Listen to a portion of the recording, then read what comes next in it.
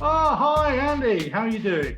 I'm good, Sean. How are you? You all right? I'm very well. I'm very well. Good, good. So, just for the benefit of those that will be viewing our data filter interviews, would you just like to tell everyone who you are, what your job title is, and sort of what your role is at the university? Yeah, sure. So my name is Andy Cotterill. I'm a UK Marketing Recruitment Officer at City University of London. So my job primarily is looking after schools liaison, UK recruitment as well. My remit is specifically everywhere outside of London, but as you can imagine, a lot of our students are coming from London itself, looking after UCAS fairs, big exhibitions as well, and data filter as well, looking after the platform and getting it implemented. Okay. And how big is the team at your end? So we're by no means a big team, exactly. We've got 2 officers and 2 assistants, one who started about 6 weeks ago as well. So it's been interesting for her, I think, getting settled in during a lockdown, a global pandemic, but she's doing a great job so far. Okay, so there's quite a lot of ground to cover with what is, I suppose, a relatively small team in comparison to other institutions, isn't it? Yeah, and we do a lot. We work really, really well. And it's really good to see the amount of work we're doing and the kind of results we're getting at the end of it as well. But it can be several hundred schools and colleges a year across. What was 2 of us when I first started at City, up to 3, and now we're still proving our worth, if you like, to get us up to 4. But we do cover a lot of schools and colleges. We cover a lot of events. We've got some really nice support across our marketing team as well, who are great and help us out where we can. But yeah, we do get through a lot of interactions throughout the year, definitely. That's great. So I'll get a bit more into the nitty gritty of that in a second. Sure. But first thing is, thank you for joining us today. So as you know, this is a series of interviews that we've titled the Data Filter interviews, and really what we're trying to do is just get a snapshot of how the university sector is coping with the lockdown, and we've always sort of promoted quite a collaborative approach between the customers that use our platform. So I'm just interested in investigating sort of where are you currently at, and maybe look at more closely at how you could better collaborate. So without further ado, I think the first question I'll ask is, we've probably had the biggest change that we've had in our working lives since the 23rd or 4th of March, whenever it was. Yeah. So how have you coped both personally from sort of working from home, and how has that impacted on the team generally, would you say? Yeah, I think you're absolutely right. It's been a massive change, hasn't it? Very quickly and overnight for a lot of people. I think it's definitely been a challenge. It's been a challenge having a whole calendar of events wiped out overnight. Particularly around sort of that back end of March, where we were expecting to be really, really busy. So I think for people who like going out and working with different people and communicating and working in those very much human-facing environments, it's been difficult. It's been difficult to adjust to that.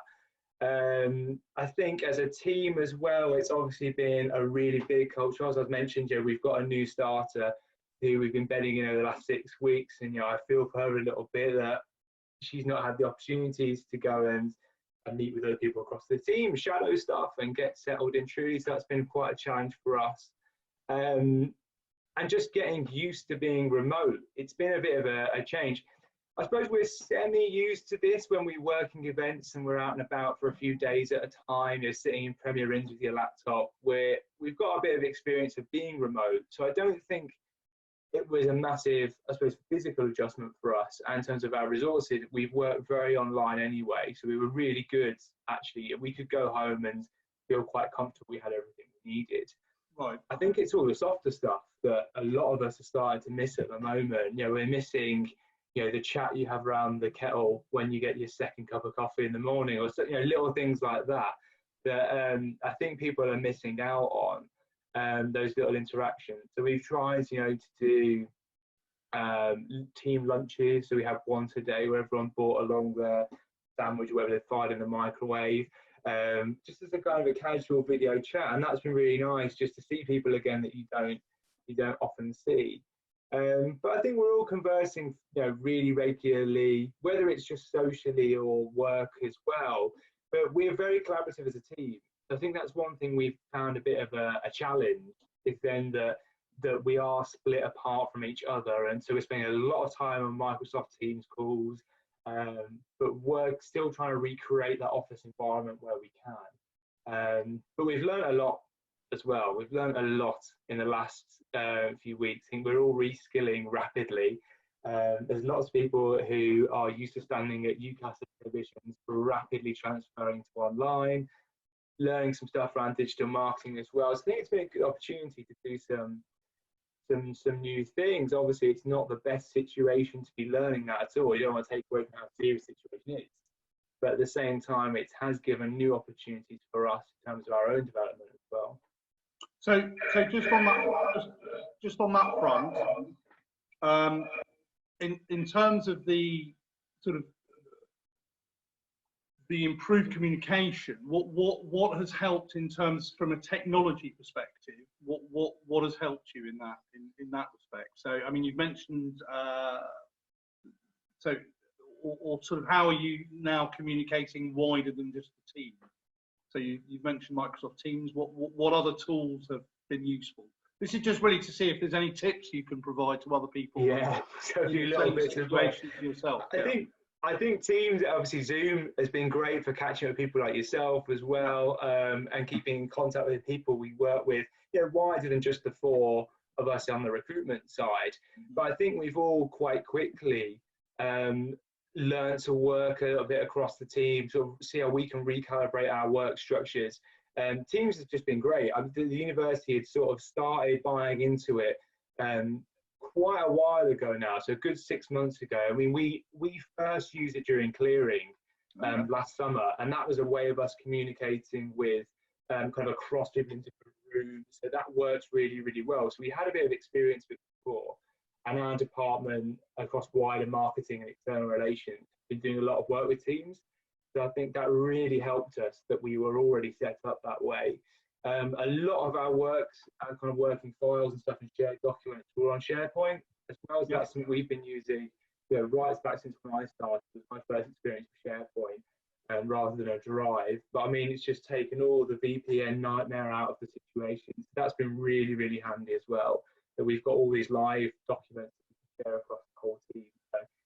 So again, that's helped us massively when we're on a UCAS run, but it's helping us now as well. So that's definitely been the best way of working for us. So how can you, projecting yourself forward, how do you think some of these elements might change the daily working life moving? I think massively. I think there's lots of good stuff we're learning how to do. One of the main things we've been doing is looking at, well, actually, how can we digitally engage with that age group rather than traditionally? I think we always try and work in a way that we're very student focused. We try and think, before we think about what we can do, we try and think, what do students need? And start there and work our way backwards. Because I think we can all slightly fall guilty, self included, on falling on where my expertise is, and I know how to deliver this section, that I'm going to deliver it. But we're really asking those questions about what do students need and how do they need it. And I think this has taught us a lot about what students are actually concerned about. But one of the biggest questions we've had this week, probably over 100 times, is what do I do now my work experience is cancelled? And for lots of universities, work experience is a nice thing to talk about, but it's not compulsory for many courses. There'll be some that will need it, but there'll be lots that don't need it at all. But students have been really concerned about that. So we didn't think it was going to be a massive issue, but it's definitely helped us address that in our comms, blogs, student content, and like you say, working across the wider team. Actually, our kind of market intelligence, if you like, has been really useful to then give to the marketers to say, this is what we're getting asked all the time. This is where we can address those needs of those student groups. So that's one thing we're definitely working a lot closer with people on, which hopefully then we can continue. But I think the online side has definitely been something that we will try and roll out further. As I said, being a small team, it's quite hard to get far across the country and then back again, and devoting that time, I suppose, to new adventures. So if there's something new that we want to test out, that maybe 200 miles away. Yeah. It's quite a big commitment when we've got 30 HE fairs in London in 2 weeks. To take up someone's time was new when we know we need to do our bread and butter as well. But if we can look at ways of engaging schools, colleges, and groups online, that gives us a massive new opportunity. Like our academics becoming so much more comfortable using that technology, that we can do online tasters, we can do it with engaging chat, we can do Q&A. So I think we've learned so much about how to better use online, which is something we've always wanted to do, but you kind of never had the time. So it's given us the time to start thinking about those things. I think quite a number of institutions have been almost forced into that situation, haven't they? But I've been personally hugely impressed at how quickly people have adapted to that new environment. So are there any particular lessons that you feel that you've learned so far? Sort of I don't know, any do's or don'ts sort of I think the main things we've sort of been thinking about are definitely not making any assumptions about the work we're doing. I think one of the risks of us trying to do stuff really quickly is that we just throw something together and hope for the best without really thinking it through. And we did within 2 days of working from home, we had our first online event. And it went well, and it was a tried and tested formula, but there was a lot we learned from it, and we very, very quickly changed the entire way that we're working. So I think definitely try things out, see what works, see what doesn't, but then being prepared to learn the lessons from it, and hold your hands up and say, actually, that whole 4 hours we spent trying to do one-to-one chats, so we spoke to 10 people, was an utter waste of time. But if we structure things slightly differently, where it did work, we can adjust how we're working. So that's one thing we definitely learned, to constantly look into how we can improve, how we can change things, and do that as quickly as possible as well. And trying to look at that from an angle of, rather than getting upset over what we can't do, let's look at maximizing what we can do.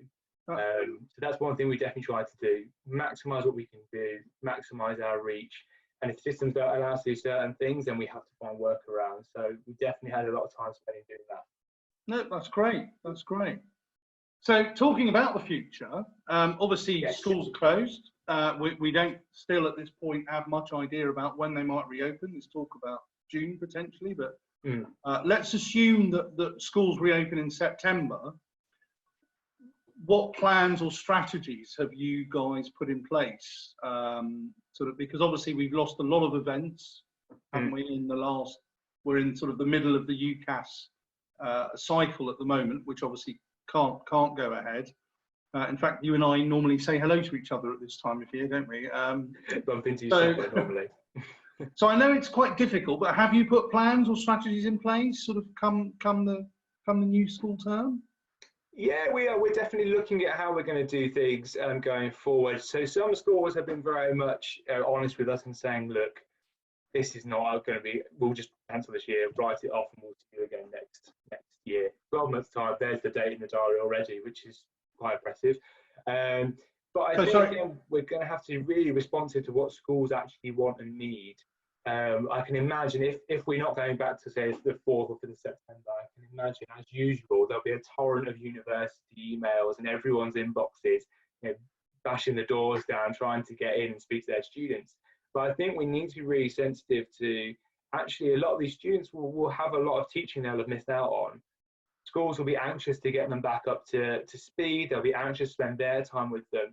And will they even want to be taking them out for days, to trips? Will people feel comfortable going to large venues, so soon after we've all been told, and rightly so, not to be gathering in large groups? So I think we're going to have different approaches. We're going to have a business as usual model that we know we can roll out.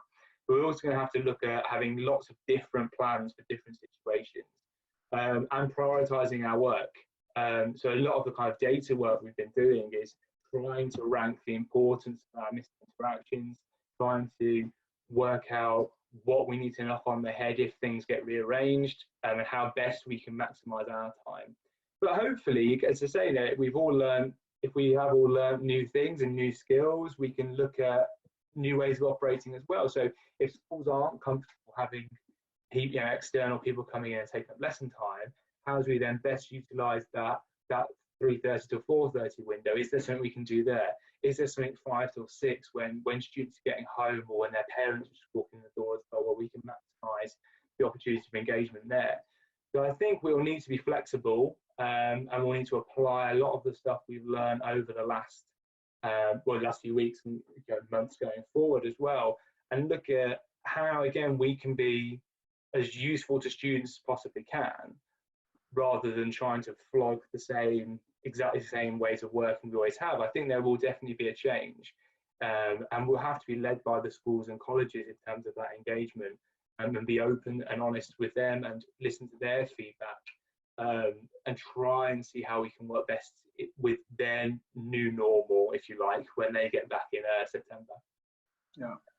Yeah, so that you made some really good points there, and it just made me think a little bit, because obviously, as you say, most universities will be wanting to communicate with all the students once they return. I suppose there's also a danger that they might get a bit onlined out during this period, in terms of events that they attend or not attend. So it's a very tricky situation. So in a way, this also leads me on to my next question, which is, surely universities working closer and more collaboratively is going to help the entire sector, isn't it? Both in terms of saving students time, so they don't have to go to lots of individual university events. Obviously, they can pick out ones that they're more interested in. So what are your own personal views on how should the sector work more collaboratively? And if yes, how should the sector work more collaboratively? I definitely think there's an opportunity. And I think particularly our colleagues in WP have got such good experience in this, using the old NCOP and UniConnect networks. I think they are definitely best placed to advise, how they effectively work with each other. But I think as well, it's kind of quite open conversations where actually seeing where we can add value. There might be ways where, and I presume we're all probably having the same issue, even pre the 23rd of March, that we were all emailing the same head of sixth form, offering the same session. And actually, if we did all know a little bit better about what people were offering, we could see where we could add value to college. So I think that's one thing we could perhaps look at too. I don't know the ideal solution or the best way of doing it, but seeing if we can all find different ways of adding to that. I think one thing we could perhaps do better as well is having a bit of a collective voice on certain issues. So like the admissions situation, there was something I saw on one of our channels today.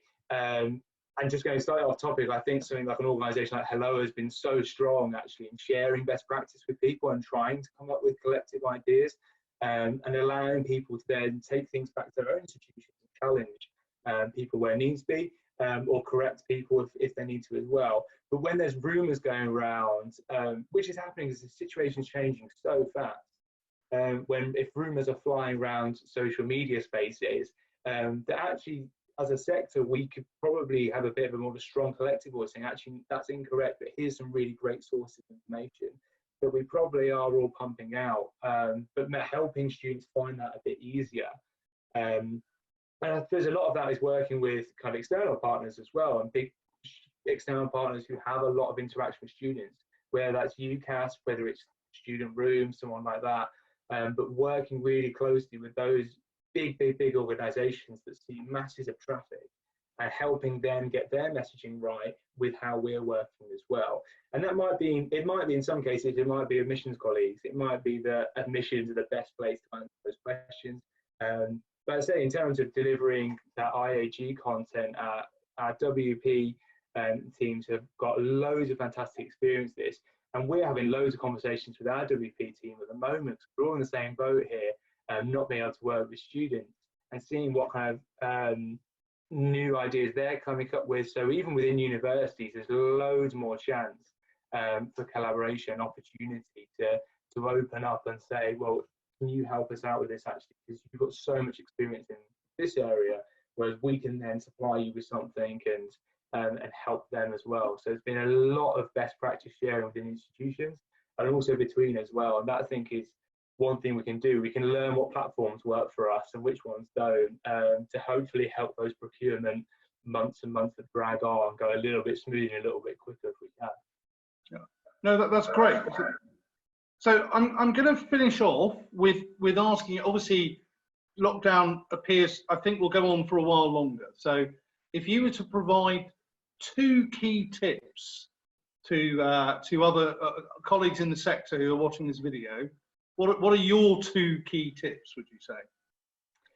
I think for me, first of all, thinking about kind of a team level and working within your own institution, I'd say first of all, really listening to the team and what they want and what they need to get out of their experience working from home. What are their needs?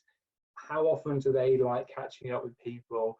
There's some people I know can't stand the daily phone call. They'll hate it. They won't like the idea of a team meeting at all. But then there might be someone quieter within that team saying, well, actually, I really need that, and that really helps me. But then give people flexibility and give people options. That's one thing we found has worked really well with our team. So like our lunchtime we did just before we started this call, we had, we opened it up to about 20 people, 4 people showed up, but we had a nice time. We had a little chat, checked in with everyone, and other people will come when they need to. So giving people those options. But then secondly, I think one thing that we've been trying to do as well is just read and learn and as much about our kind of, I suppose, group that we're looking to communicate with. It's a great opportunity now, everything is digital, to really work out what students want and what students need. And we've definitely found that by listening and taking a lot of that in from, again, people like Student Room, UCAS site, as well as our own kind of, and helping to really shape our activity around that insight has been really, really good. And we're definitely going to take away from this that we'll have a really hard look at what we're doing and making sure we're hitting all the needs of students rather than making those assumptions. But I think we've got more insight than ever before, slightly strangely, into what students need and how they best need to be advised. Well, there's so much more that I'd like to talk to you about, but unfortunately, we're trying to keep these interviews down to 20 minutes. There may well time for that. There may well be other opportunities during the lockdown for me to revisit and see how things have changed in that. That'd be great. But thank you for your time. Thank you for having participated in the interview today. You're very welcome. Good luck with all of the projects that you're undertaking. Thank you. And I know that you and I will talk again soon. We will, yeah. Look after yourself as well, Sean. All right. All right. Thank you. See you later.